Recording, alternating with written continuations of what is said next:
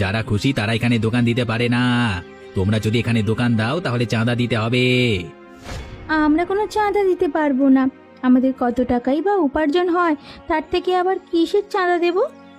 যদি চাঁদা না দাও তাহলে তোমাদের দোকানপাট ভেঙে ফেলা হবে। এটা কেমন ধরনের কথা? এটা তো উচিত নয়। কোনটা উচিত আর কোনটা উচিত নয় সেটা এখনই দেখাচ্ছি তোমাদেরকে। কেন? তুমি কি করবে? দোহাই দোহাই, তোমরা তোমরা আমাদের কষ্টের দোকানগুটা এভাবে ভেঙে দিও না। দোহাই, ক্ষমা করো।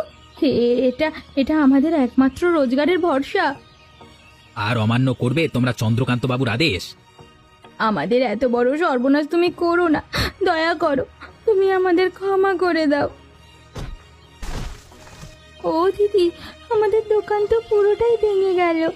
এবার আমরা কি করব? কাঁদিস না বোন, কাঁদিস না। আমাদের পোড়া কপাল আর আমাদের পিছু ছাড়বে না। এই কপালের জন্যই তো এত কিছু হচ্ছে। পরের বার যদি তোমরা এখানে দোকান দিতে আসো তাহলে চন্দ্রকান্ত বাবুর অনুমতি নিয়ে তারপরেই আসবে। হায় হায় ওপরওয়ালা, তুমি আমাদেরকে আর কত কষ্ট দেবে, কত পরীক্ষা ফেলবে